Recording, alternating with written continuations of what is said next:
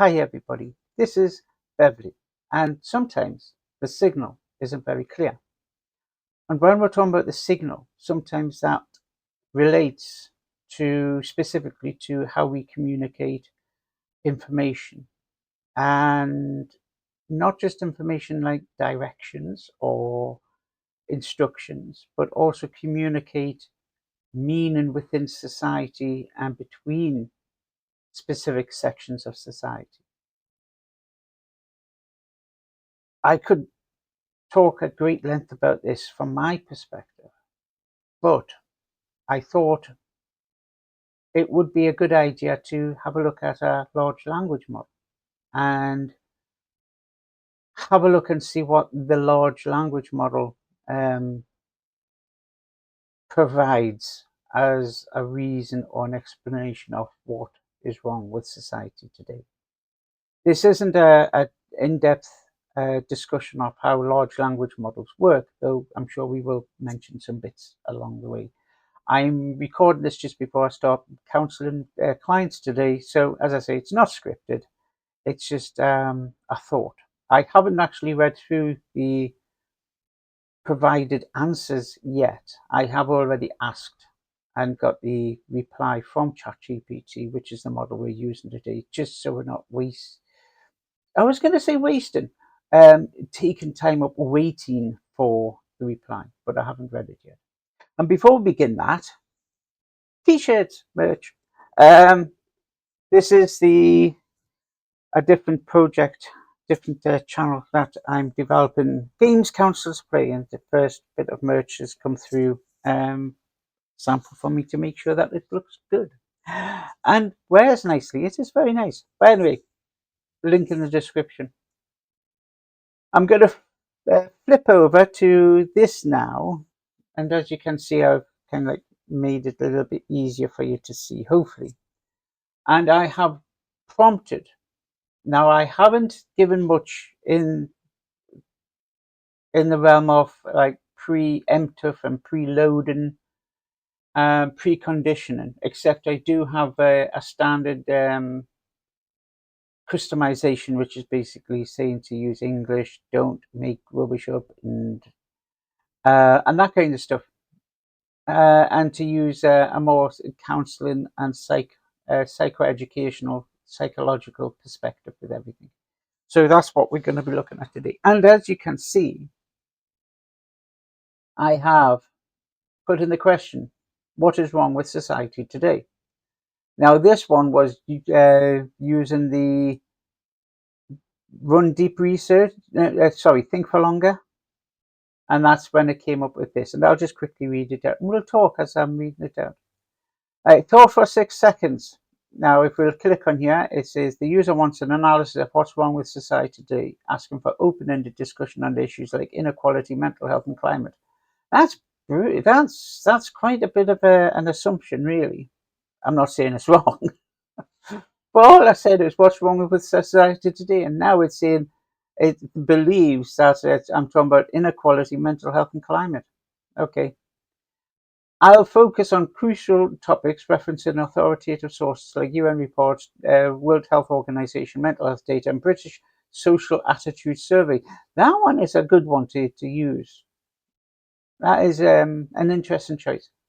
Since they insist on factual answers, I'll emphasize, Megan Spelling, I'll emphasize accuracy, but I'll keep it broad, M dash, and no need to browse for all the specifics, though I'll structure it clearly, reflecting both fact and critical thought with proper citations, exclamation point.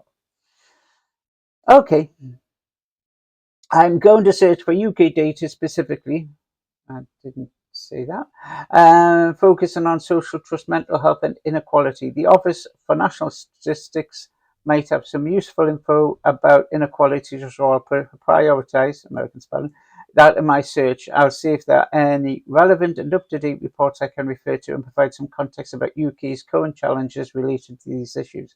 Once I find reliable sources, I'll add them to give factual, balanced answer. Okay, yeah. And that's the thought process behind this. A lot of that I didn't actually state, but there you go, fair enough. Below is an overview of some of the most pressing challenges facing contemporary British society, drawn on the latest available data and research. That's good. What's wrong with society today, contemporary, that kind of stuff. So number one, collapse of institutional trust. Public faith in political institutions and leaders is at or near historic lows. Only 14% of Britons say they trust the government most of the time or always, and 45% would almost never trust any government to put national interests ahead of party politics. Both figures matching or exceeding previous record lows from 2019 and 2009. And okay, so we do have the British social attitudes 41 and antisocial contract onward.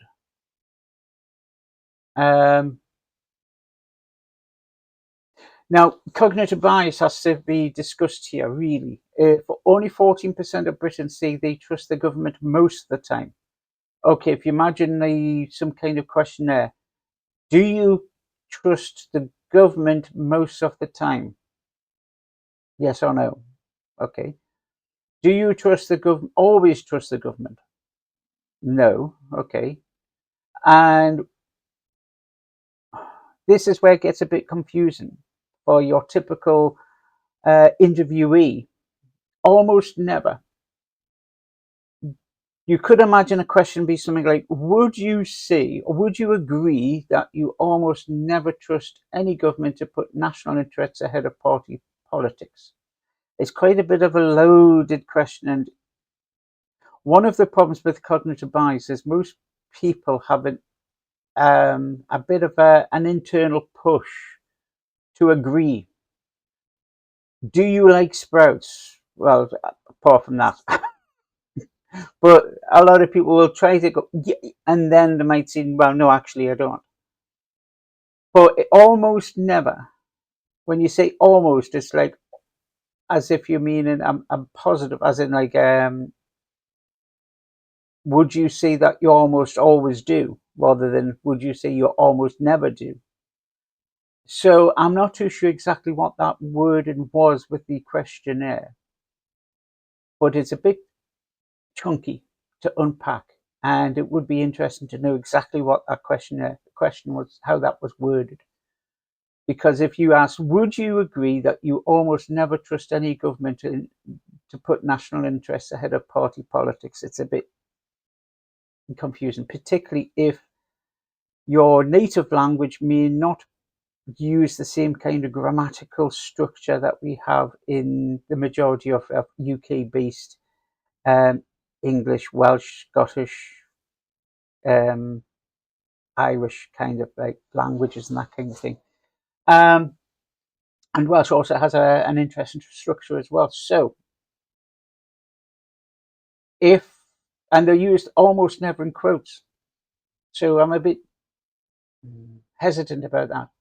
If it was, would you trust any government to put national interests ahead of party politics? That would be a lot easier to understand, particularly if you've rattling off 21 different questions. Anyway, this eroding legitimacy fuels apathy, disengagement, and the rise of populist alternatives. Now, I'm assuming that that's an assumption. Maybe it does, maybe it doesn't. It's easy to understand that it might, but there's no reference there, so I don't know. But I can't really disagree, to be honest. It seems well. I was going to say it seems right, but it would be more accurate to say this confirms my own assumption. And because this is sometimes the signal isn't very clear, me assuming that is right just because it conforms to my beliefs, then got to make sure that we separate my belief from fact and truth. So anyway, 2, mental health crisis, especially among young people.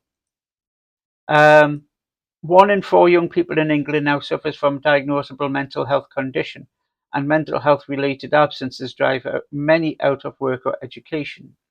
Okay, now here we go. Now I'm not going to click on these links. I'm just going to take it prima facie at face value on what pops up on these references. So we've got The Guardian, poor mental health driving young people out of their jobs. My own journey showed me how to help. So this looks like this is a newspaper article, news media outlet, editorial or journalistic piece or a letter to the editor, whatever, which, I don't know, is about one person's own journey.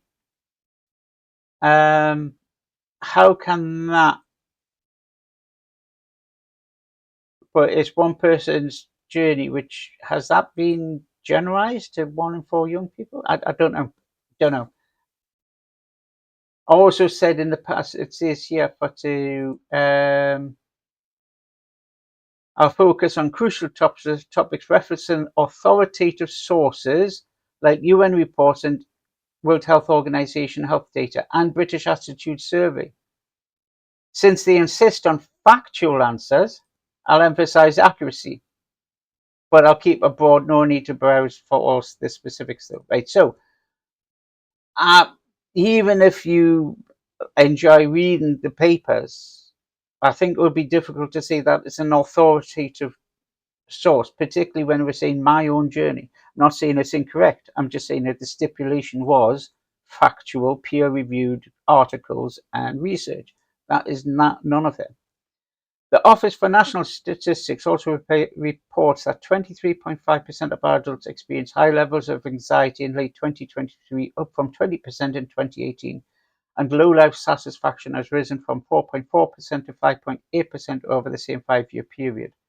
Now, yeah, UK population, this is the British Safety Council, which is a secondary source for the ONS Wellbeing Report. Now, I said, what is wrong with society today? Not how has COVID affected society today. That doesn't make reference to the fact that 2023 was still being affected by social pressures and a lot of the issues around COVID-19.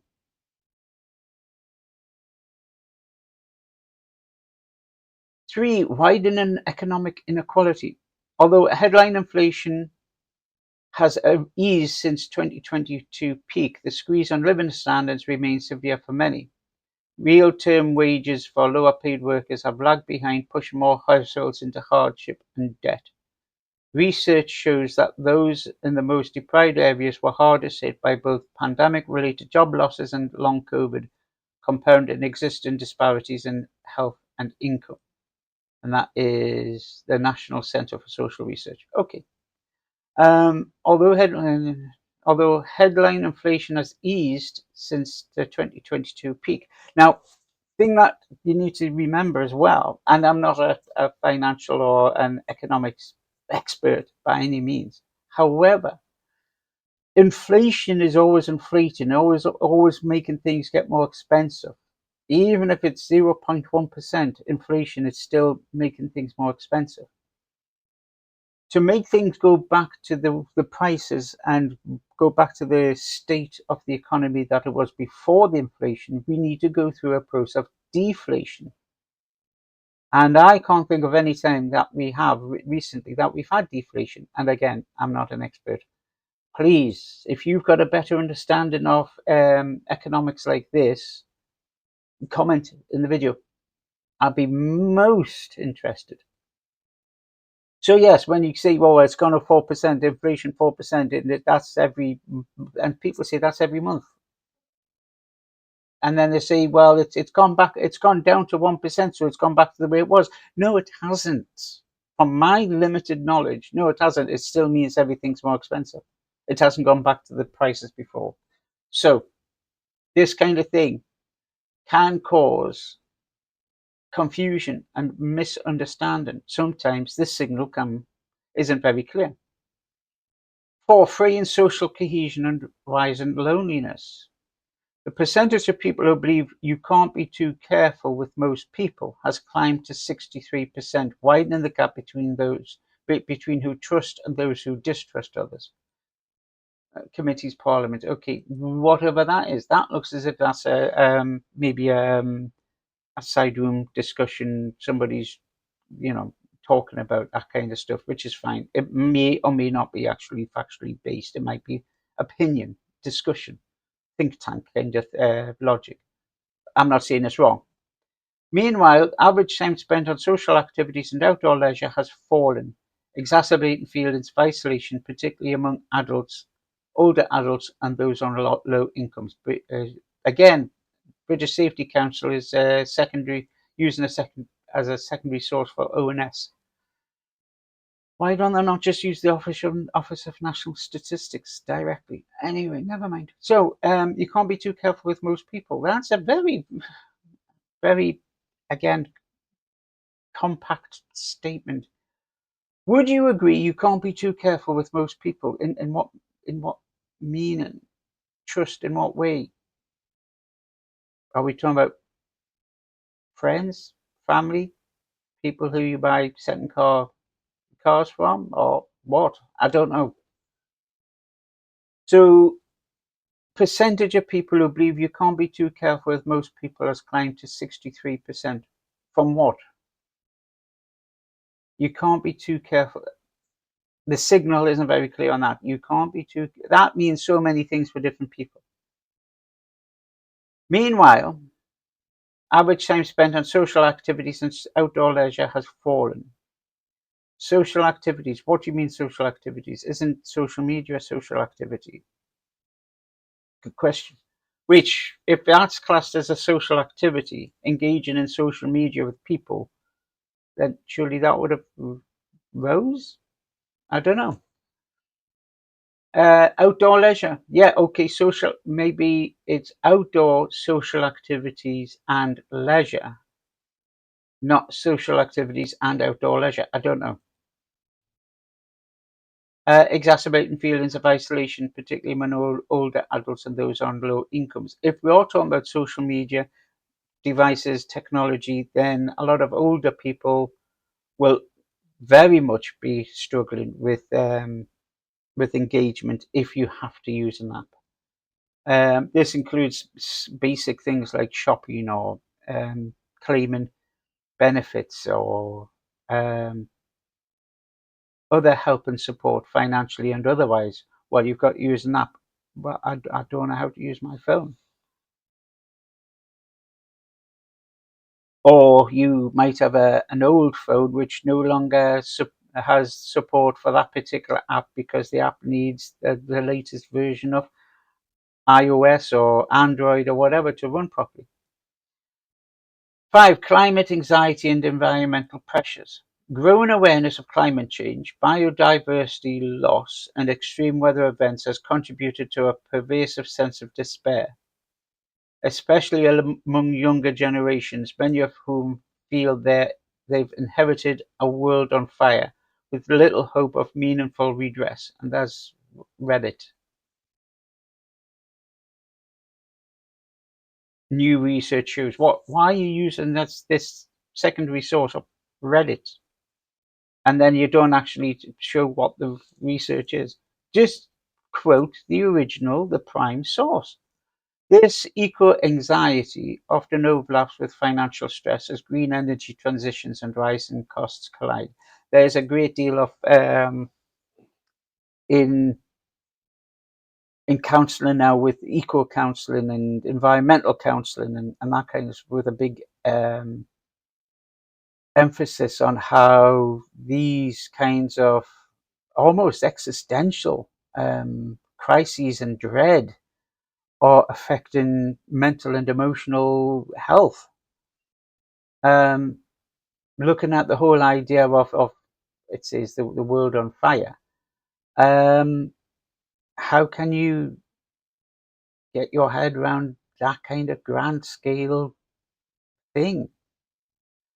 So anyway, Those intersection trends, political delusion and mental health deterioration, entrenched inequality, eroding social bonds, environmental anxiety, M dash, have combined to shape a society that many perceive as on the wrong track. Addressing them will require coordinated policy action, meaningful institutional reform, and a renewed commitment to rebuilding trust at every level.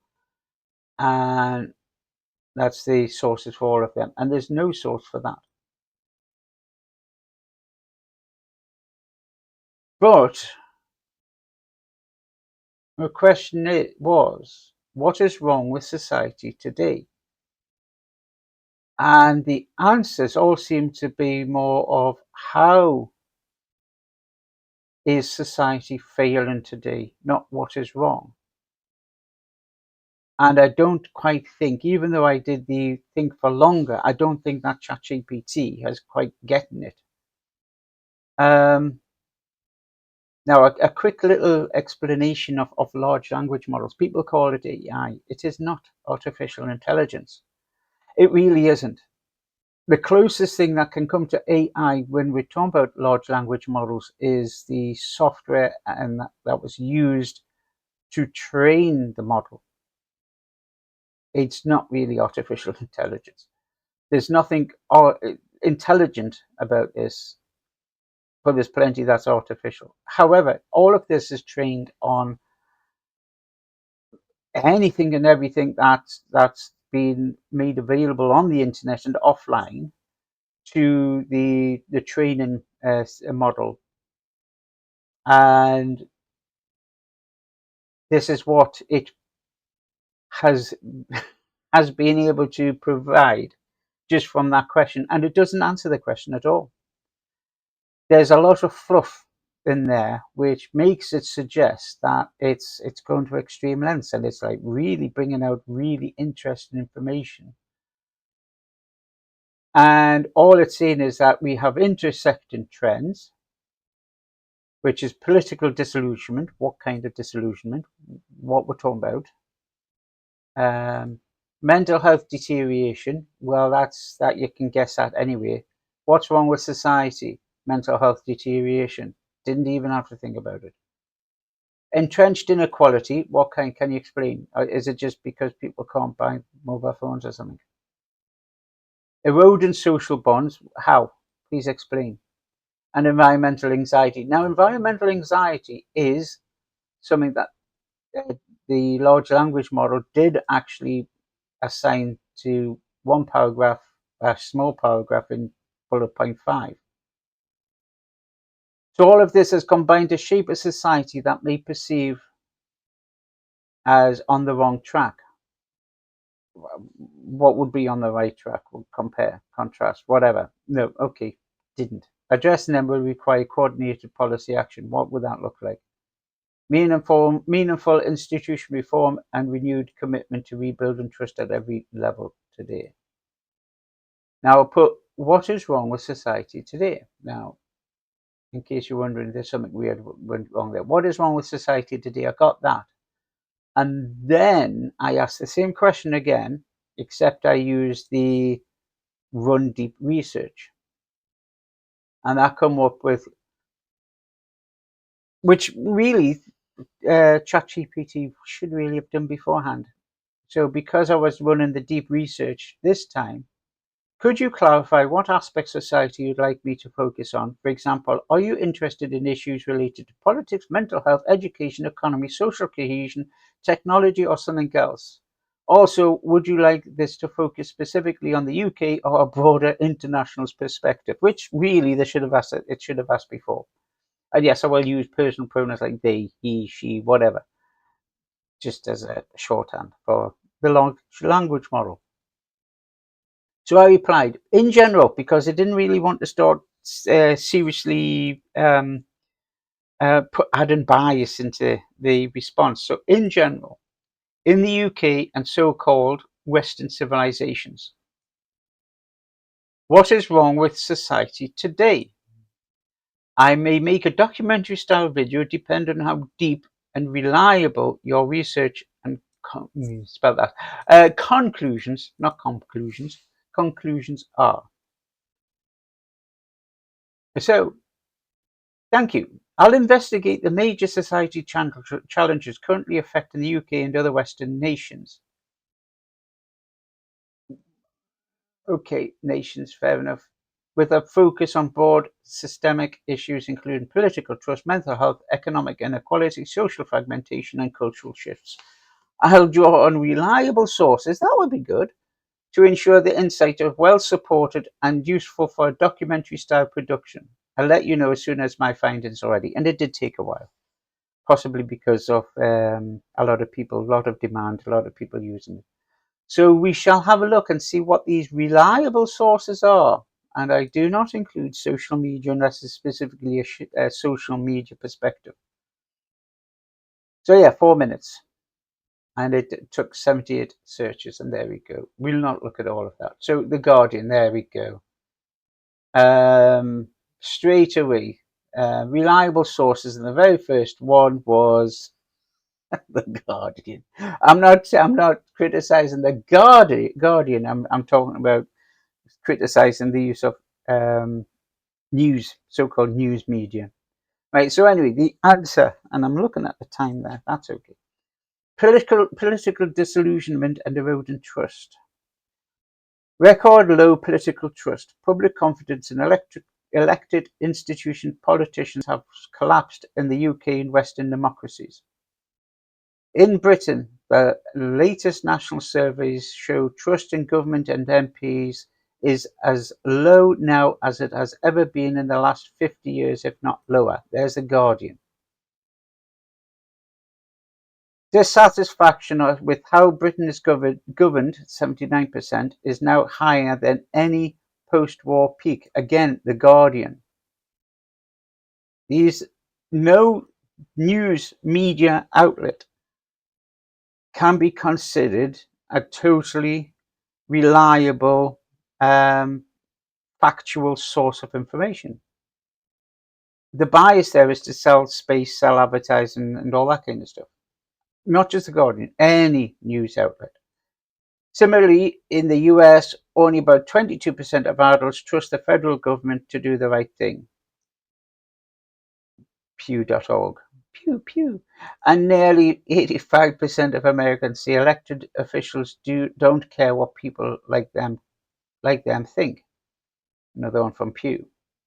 Across advanced democracies, satisfaction with democracy has sharply declined since 2021. Median satisfaction fell from 49 to 36%. There's Pew Research, Pew and Pew Research. For example, by mid-2024, a majority of Britons, 60%, were dissatisfied with how UK democracy works. Pew Research again. The public which means there's a gap somewhere there, is as doubtful as ever it has ever been about the trustworthiness and efficacy of the country's system of government. Noted Professor Sir John Curtis of NatCen, the National Centre for Politics, is it something like that? National Centre for Social Research. Okay, sorry. Fair enough. Is that a think tank? That could be a think tank. Growing cynicism and anti-establishment mood. Many feel politicians are self-serving. In Britain, only 39% of people trust the politicians tell the truth in a tight corner. Again, newspaper. This is not academic research. In the US, partisan polarization, American spelling, has deepened. Majorities of both Republicans and Democrats express frustration with government. Globally, discontent ties to concerns about corruption, unelected elites, and failing services. Okay, right. Now, I'm going to stop here because this is, again, lots and lots of fluff. It's describing how it can be recorded that people aren't happy within the society that we are living in today. It does not answer what is wrong with society today. This is how we know there's something's wrong in the experiencing of society. not what is wrong. What specifically is wrong? Persistent inequality. Despite slight recent declines, income and wealth gaps remain high. That's how it's wrong, not what is wrong. Impact on living standards. Incomes from poorest households have stagnated or fallen. But what's wrong? What is the issue? Just saying rising inequality fuels discontent. Explain. The Guardian, Equality Trust. Regional social fractures, economic gaps, similar north-south and urban. It doesn't explain how this manifests. What is wrong? Rise in mental illness, stress and life pressures, overburdened services. Again, this is how society is being affected, not what is wrong with society. Erosion of social bonds, less civic participation. This is what happens when society becomes fragmented. It results in the erosion of social bonds. It results in less civic participation. Technology, screen time and digital overload. Again, this isn't explaining what is wrong. Educational pressures on the young. Again, this doesn't demonstrate what is wrong. And again and again and again. And each sources, official and academic sources, consistently document these trends. Again, the very first and foremost is a news media outlet. Each reflects data from government surveys or peer-reviewed studies. Which peer-reviewed studies? You haven't actually referenced them. These secondary sources, but it doesn't actually state what those are. Stick with the primary sources of psychology journals, counseling journals, educational journals, society journals, peer-reviewed sources, but not really any evidence there. Such comparative insights and expert commentary as cited. No, you haven't. Sorry. Underline that these are broad systemic issues across Western democracies. And again, this is a problem. That is a lot of fluff. A huge amount of fluff that doesn't really say anything, and it doesn't address the question. So I shall ask, does your reply actually answer the very specific question of, and I shall just copy and paste that,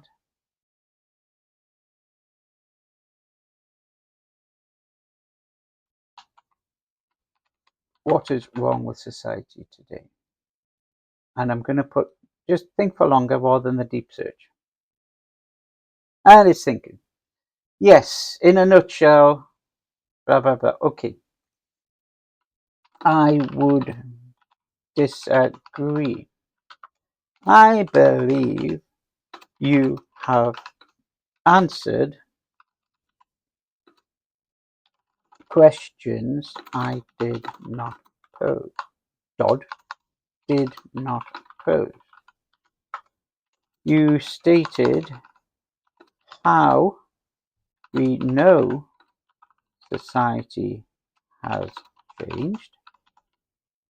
You stated the effect, no, we'll go with affect and effect such changes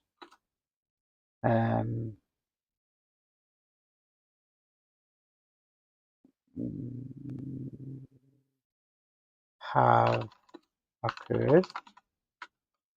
I do not think you truly answered the question of. There we go. Let's see what it thinks. At its core, what's wrong with today's Western societies isn't any one policy or technology, but a constellation of deeper interlocking shifts in how we live, think, and relate to one another. In simplest terms, I distill it down to these 7 core feelings. Right now, we're getting a little bit more aligned with the question. An absence of shared purpose. We've lost the sense of common story or mission that binds us. Yes, yes, I would say so. I think that's a good idea of what is wrong with society today. Rise in hyper individualism. Self-fulfillment, personal branding have become our predominant values, from social media highlight reels to side hustle economy. Success is measured almost entirely by what you own, how you look, and how you market yourself. Empathy, sacrifice, and collective responsibility get sidelined when everything is framed as what's in it for me. Yeah. Now, I'm a little bit dubious about this. I do agree if we are just talking about me, me, me, me, me, me, me, me, me, me, me again. But there's a lot of tribalism in here as well. When you talk about a brand, a t-shirt, a range of products, you can foster a sense of tribalism, society. Look at some of the t-shirts that have been produced recently, which have gained traction, which has fostered a sense of society. Whether it's been a positive society or not, that's down to the personal feelings and attitudes. So yeah, I do agree, but only with that very, very specific hyper individualism, and but it doesn't necessarily mean that all individualism is hyper or detrimental to society. But I can't really disagree too much with that one. I just think it's a little bit myopic, a little bit blinkered. 3, consumerism as a substitute for meaning. Oh, yes. Shopping, streaming, scrolling have replaced community, ritual, and real world engagement. However, streaming, doom scrolling, sometimes feels like community, ritual, and real world engagement. And it's right, it is replacing it. So, yeah, I do quite agree with that. So, collapse of virtue ethics. Qualities like courage, temperance, honesty, and generosity, once taught by family, schools, and faith communities, are no longer widely modeled or celebrated. Instead, we've normalized cynicism. Everyone is out for themselves, blame shifting, it's not my fault, and victim culture, I'm owed. Yes. But qualities like courage, temperance, honesty, and generosity, once taught by family, schools, and faith communities, can also be a source of a breakdown in community and society when society grows, and maybe even starts to present fundamental philosophies that were commonplace before being reimagined, and that improvement in honesty, generosity, family values can be considered a negative trait because people believe something's been that way all along. Attitudes towards identity, for one thing, is always assumed to be the way it's always been. Even as something as simple as names of the ways that you describe a man and a woman, a girl and a boy. Girl has always ever been a female child. No, it hasn't. It wasn't that long ago that girl just meant child, regardless of sex. And boy was never meant as an indicator of somebody's sex or gender. it meant something totally different. And I would strongly suggest that you research that if you are a bit confused with what I've just said there. Find your own truth. So, yes, and there's a lot of things within society, references and understandings, which are morphing again, and some of it's going back to pre-introjective terms of reference. But people assume that it's a new way of thinking when it's not. It's a reversion back to an old way of thinking. And this is down to lack of knowledge. Because one of the problems is streaming and scrolling have replaced community, ritual, and real world engagement. What you see on the social media platforms must be true because repetition is right. Um, and this is the problem. So, tribalism and fragmentation of truth. Our information diet is curated by algorithms that reinforce what we already believe. Very true, particularly with YouTube and other social platforms. The platforms are designed to provide you with something that you will like. It's there only to show things that you will engage in and share and like and thumbs up and love and subscribe to and all that kind of stuff, which is possibly why you're watching this video now, because you may already be agreeing with a lot of what I'm saying here, unless of course it's a very new channel and you might just be getting pushed it because YouTube is saying, well, we need to know what kind of people want to watch this. And if that's the case, then possibly you're not even watching this far into the into the program. So anyway, and this is the problem.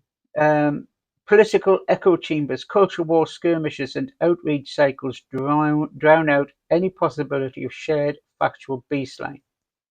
When your facts and my facts diverge, mutual understanding becomes impossible. Actually, that's wrong. That's absolutely wrong. This is I'm going along with this just to demonstrate this. No, but seriously, though, no, that shouldn't be facts. That's your truths and my truths, because your facts and my facts must, by definition, be the same. Two plus, unless you're unless you're a doctoral level mathematician, 2 plus 2 does equal 4, or semiotic expert. But we can assume that 2 plus 2 equals 4 is a fact. However, my truth may be something different, and your truth might be something different. So when your truths and my truths diverge, mutual understanding becomes impossible. And if please discuss what you believe is the difference between a truth and a fact in the discussion underneath the video. Short-termism and instant gratification, whether in politics, populist quick fixes, business, quarter profits, or personal life, viral frame, we prize speed and immediacy over depth and durability. This undermines long-term thinking on everything from pension systems to environmental stewardship to the simple act of investing in relationships. Oh, pension systems. Yes, yes, you can have this app and you can play with your pension pot as much as you want. Take money out, put money in, and you can. No, it's problematic. Populist quick fixes. And this also feeds into common enemy. We can fix society because it's not you who's the problem, it's that particular group over there. And if we eradicate them, then the whole world is going to be a much better place. Short-term and instant gratification. 7, erosion of civic and communal bonds. Neighbours rarely know each other's names. Volunteerism and religious attendance are in steep decline. Local clubs, pubs, and meeting places have been hollowed out. This collapse of social capital leaves people isolated, depressed, and easily manipulated by anyone who can assemble a motivational slogan. Now, this is problematic. I agree, but it's problematic because we're talking about pubs, which have long been places where, because of society, people felt they had to go, they had to consume alcohol, had to consume nicotine, and a lot of antisocial behaviour, crime around not just public houses, but just because you have a lot of people who may have their inhibitions that are slightly or greatly relaxed. And is that really a good influence? I don't know. But neighbours rarely know each other's names. Yeah, true. But it's a double-edged sword because, yeah, small neighbourhoods, um, very closely knit communities meant that a lot of people think or thought they knew everything there was to know about you, and that might not have been so true. Then you've got more expectation to conform to that societal group. This collapses social capital leaves people isolated, depressed, and easily manipulated by anyone who can assemble a motivational slogan. The problem with that is you can be in a room full of people and feel as if you are the most loneliest person on the planet. But I'm nitpicking. Overall, I much prefer this response just because I challenged ChatGPT, though there's still some questionable things. What I would have to do really is make a copy of that and drill down on each one of these separately to avoid like an overgeneralization and assumption and people pleasing, because this is what a lot of this is. Also,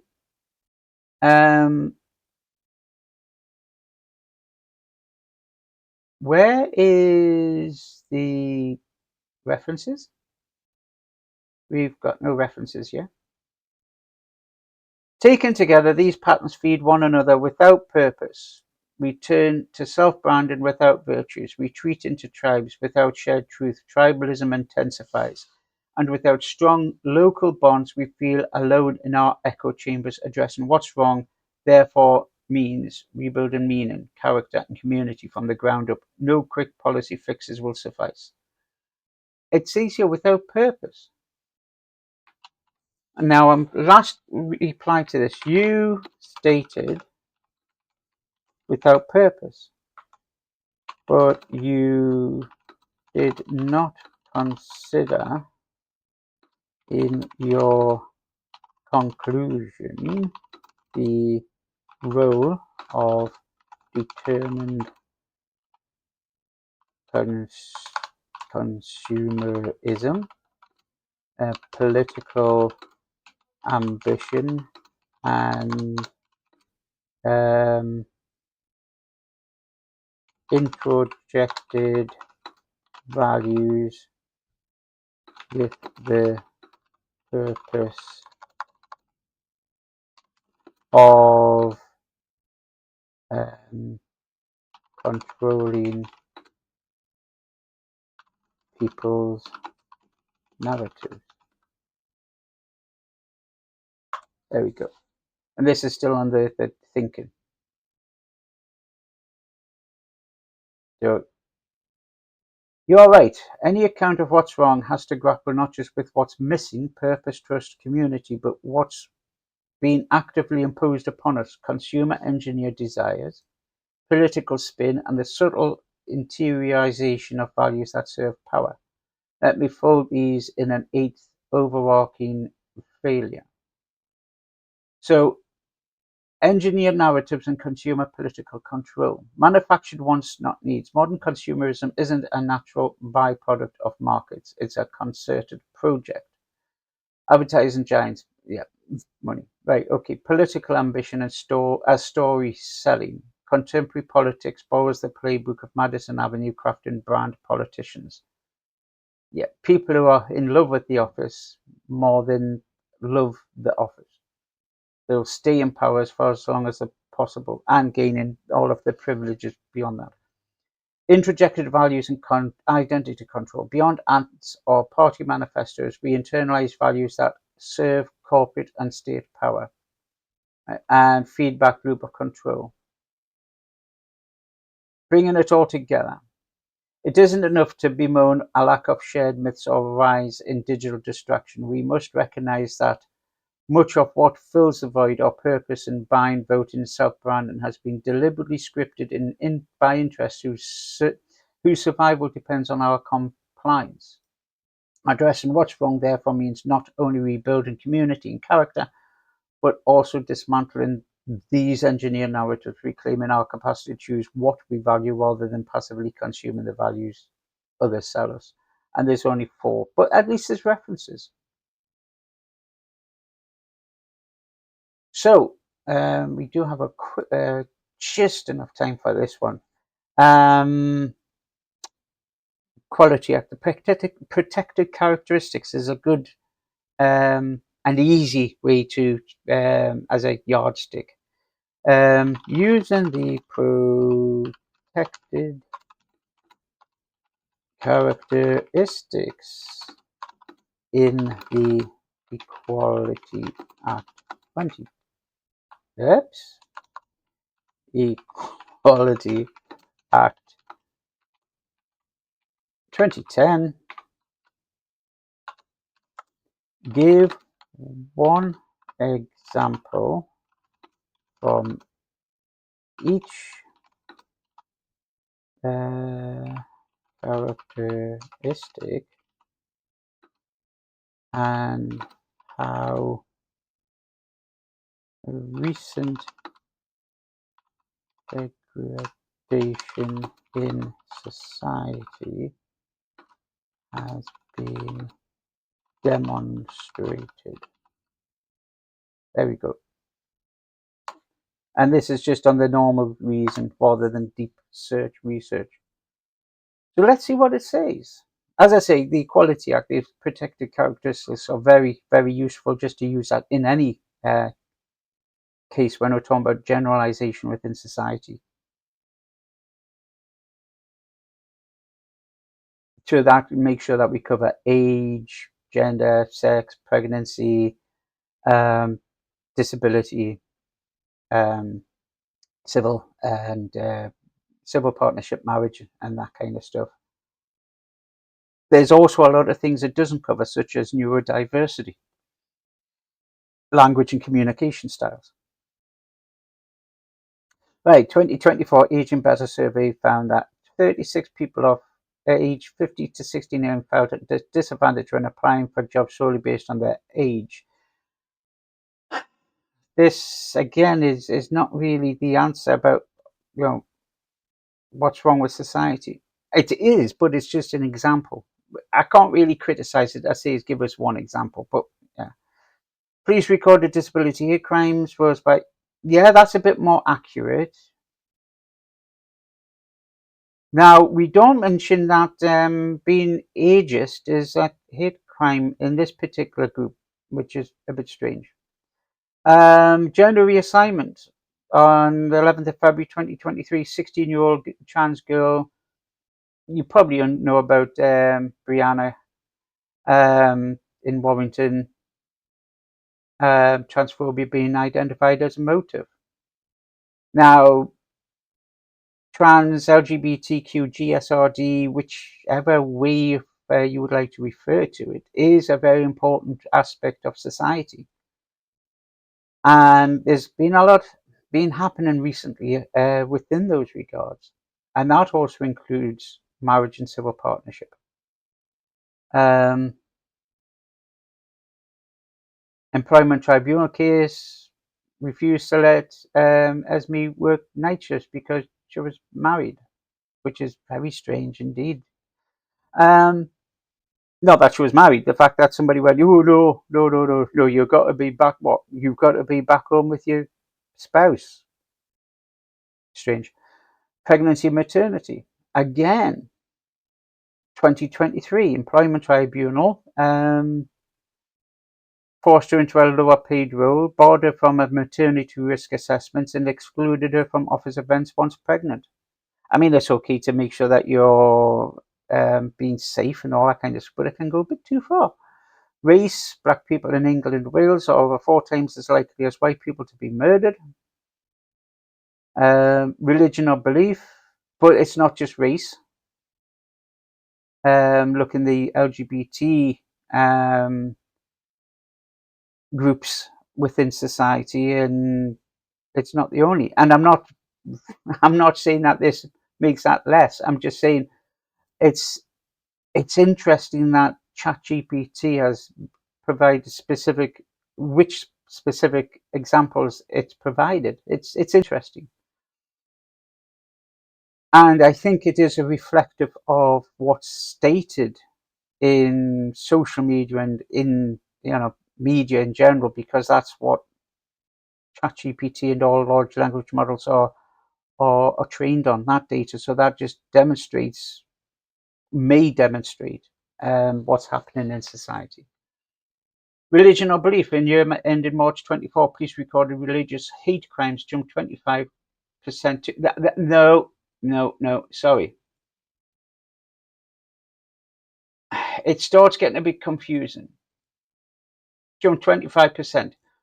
It would have been much better if you said hate crimes jumped from to 10,484 offences and in brackets 25%. Because, okay, so what is that? So you take a quarter of that off there? No, that's not right. Anyway, pedanticism. Driven largely by surges and anti-Semitic and Islamophobic attacks, one of the steepest year-on-year rises of any hate crime strand. Sex. 2024 workplace survey found that 15% of women in the UK reported experiencing sexism at work, nearly twice the rate for men. That's how many reported. Anyway, sexual orientation in the year March 2022, 26,152 sexual orientation hate crimes recorded by police in England and Wales, a 41% rise in the previous year, demonstrating a worrying upsurge in homophobic and biphobic abuse. Yeah, okay, them are just examples, and fair enough. Please comment. And I do feel compelled to ask one further question. What hope does society have? Let's see what ChatGPT replies with.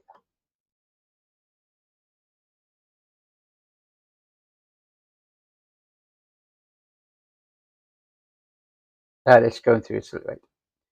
Resurgent spirit of community, mutual aid and volunteering. How's that going to stop? What's going to push that to actually happen? Social prescribing community hubs. The NHS already is social prescribing. That might help, but how? Record funding uplifts. There's a lot more money available, which is brilliant, but how's that going to be used? It might actually be used to fund very negative experiences which are detrimental to society. Early intervention hubs. Okay, why not teach children critical thinking skills? Youth-led political and climate activism. Yeah, okay. Technology tools for transparency and participation.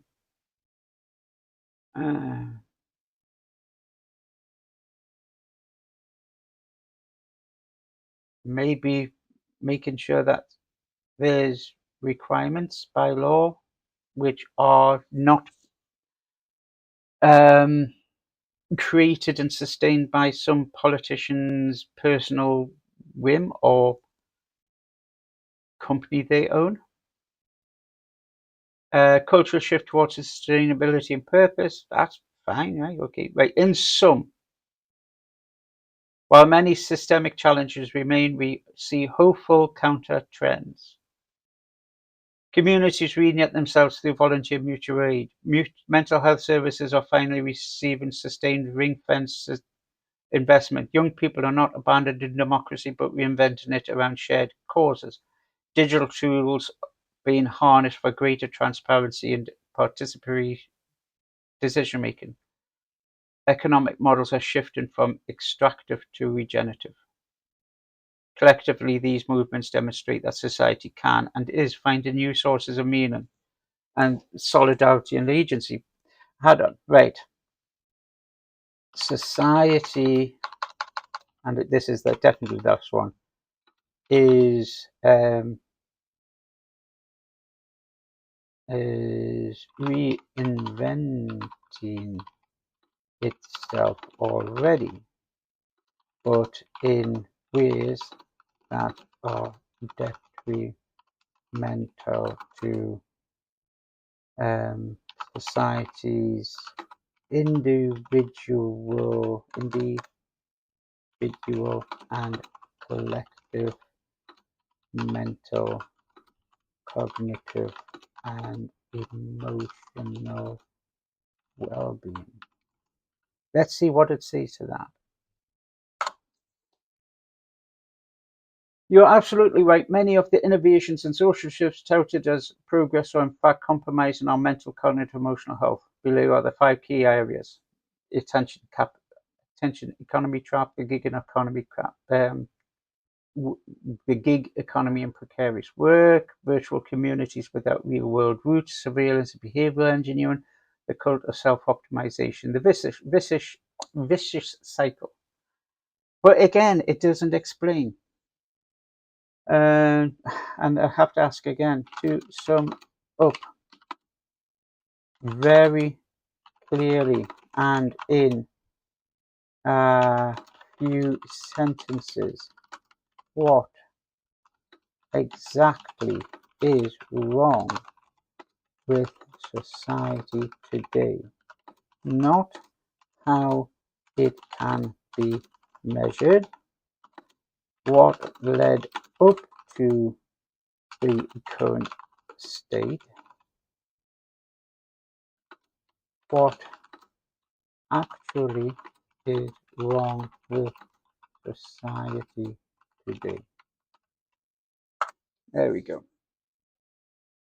Society today is unmoored from any genuine shared purpose, leaving individuals atomized, anxious, and endlessly chasing externally engineered desires. We substitute meaningful community and authentic connection with screen-mediated echo chambers and consumer-driven identities, eroding trust in ourselves and one another. This relentless commodification of our attention, values, and relationships undermines our collective mental and emotional well-being at its core. And we are coming to the end of this, but I will ask very directly, please reply, please discuss in the channel video page. There have been some cognitive biases in my replies and my subsequent prompts. What are they? What do you think are my biases in this discussion? And what do you think ChatGPT's biases are? Bear in mind, ChatGPT's biases are societal biases. Thank you for watching. This is Beverly. And sometimes the signal is not very clear.